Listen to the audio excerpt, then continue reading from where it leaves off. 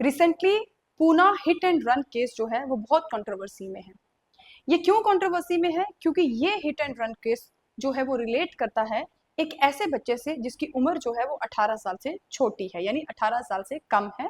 और ऐसे बच्चे जुवेनाइल कहलाए जाते हैं जो कि 18 साल से नीचे, जो कि कोई किसी क्रिमिनल एक्टिविटीज में इन्वॉल्व होते हैं। और दूसरी चीज कि इस बच्चे को जुवेनाइल जस्टिस बोर्ड ने बेल दे दी सिर्फ इस बेसिस पे कि इस बच्चे ने कोई हीनियस क्राइम नहीं किया है, और प्लस एक ऐसे के बेसिस पे, यानी एक उससे ऐसे लिखाया गया, एक निबंध लिखाया गया जिसमें रोड सेफ्टी के बारे में उससे पूछा गया और उसके बाद उसे बेल दे देगी। तो ये कंट्रोवर्सी जो है वो हमारी कंट्री में अराइज होगी related to juvenile act. Hello everyone, आप सबका स्वागत है द ऑफिसर्स में। आज मैं आपको बताने वाली हूँ कि जुवेनाइल जस्टिस एक्ट जो है क्या उसे अमेंड करने की जरूरत है। और दूसरा, ये जो जुवेनाइल जस्टिस एक्ट 2015 है जिसे 2021 में अमेंड भी किया गया है, इसमें एक ऐसी चीज है जो कि यूनिफॉर्म सिविल कोड से रिलेट करती है। और ये दोनों ही इश्यूज जो हैं वो एग्जामिनेशन पॉइंट ऑफ व्यू से बहुत जरूरी है। तो सबसे पहले हम ये समझने की कोशिश करते हैं कि जुवेनाइल जस्टिस एक्ट है क्या।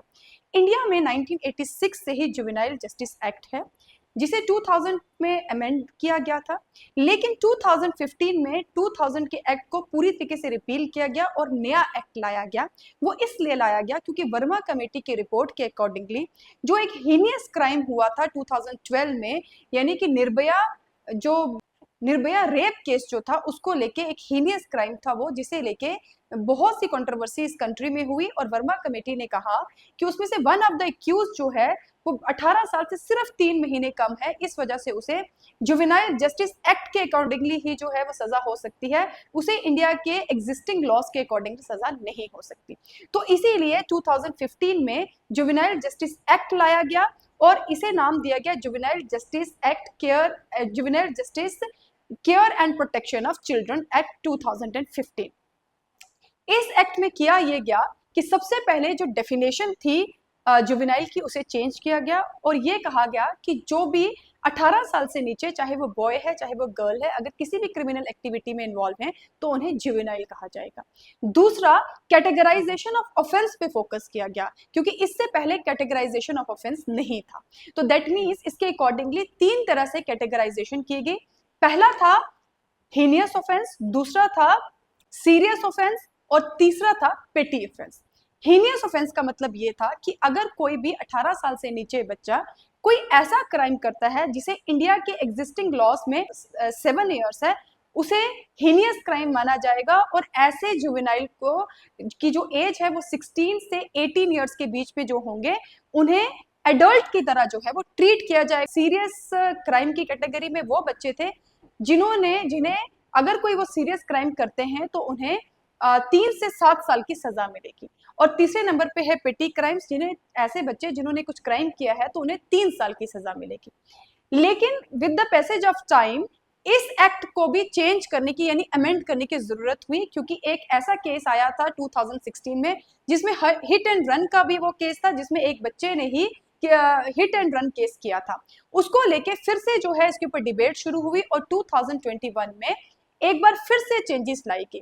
और ये चेंजेस इस बार कैटेगराइजेशन में थी, यानी कि जो सेकंड कैटेगरी थी सीरियस क्राइम में, उसमें थोड़ा सा चेंज लाई गई और उसमें इस लिस्ट में एक और चीज ऐड कर दी गई जिसमें मिनिमम पनिशमेंट जो है वो 7 इयर्स जो है वो इनकॉर्पोरेट की गई, क्योंकि इससे पहले मिनिमम पनिशमेंट का कॉन्सेप्ट जो था वो जुवेनाइल जस्टिस एक्ट में नहीं था। लेकिन अब जो ये केस है, इस केस ने दोबारा से इसके ऊपर कंट्रोवर्सी जो है वो स्टार्ट कर दी है कि क्या सच में जुवेनाइल में ऑफेंसेस को लेके और प्लस डेफिनेशन को लेके फिर से जो है वो कुछ चेंजेस लाने की जरूरत है या नहीं। और दूसरी चीज जो मैंने आपको वीडियो के बिल्कुल स्टार्ट में कहा था कि इससे यूनिफॉर्म सिविल कोड भी रिलेटेड है, वो कैसे है कि 2021 के जुवेनाइल जस्टिस एक्ट में अडॉप्शन को जो है, पहले अडॉप्शन जो थी वो बेसिकली कोर्ट्स के थ्रू की जाती थी, लेकिन अब जो है कोर्ट्स जो है उनके पास बहुत से केसेस है और उनके पास इतना टाइम नहीं होता, इसलिए 2021 के बाद इसे डिस्ट्रिक्ट मजिस्ट्रेट और एडिशनल डिस्ट्रिक्ट मजिस्ट्रेट्स को ये पावर दी गई थी। अब इससे क्वेश्चन ये अराइज होता है कि ये यूनिफॉर्म सिविल कोड से कैसे रिलेट करता है, क्योंकि यूनिफॉर्म सिविल कोड अडॉप्शन की बात भी करता है, लेकिन हिंदू अडॉप्शन एक्ट तो है लेकिन मुस्लिम अडॉप्शन एक्ट नहीं है। तो दैट मीन्स कि ये जो जुवेनाइल जस्टिस एक्ट है इसने अडॉप्शन को भी यूनिफॉर्म कर दिया है किसी भी अगर कोई रिलीजन का होगा तो उसने यूनिफॉर्मिटी लाई है। तो दैट मीन्स इसने अडॉप्शन को नेशनली इंटीग्रेट कर दिया है। पूरे नेशन में अगर अडॉप्शन होगी जुवेनाइल एक्ट के थ्रू होगी। तो इसी से यूनिफॉर्म सिविल कोड भी रिलेट करता है कि अडॉप्शन को लेके इंडिया में जो क्लॉजेस हैं, जो प्रोसेस है, वो बेसिकली यूनिफॉर्म हो चुके हैं और वो हुए हैं juvenile justice act. I hope so कि इस वीडियो के थ्रू आप इस कंट्रोवर्सी को और यूनिफॉर्म सिविल कोड से रिलेटेड चीज़ों को अंडरस्टैंड कर पाए होंगे। ऐसी और वीडियोस के लिए आप द ऑफिसर्स के साथ जुड़े रहिएगा। Thank you so much.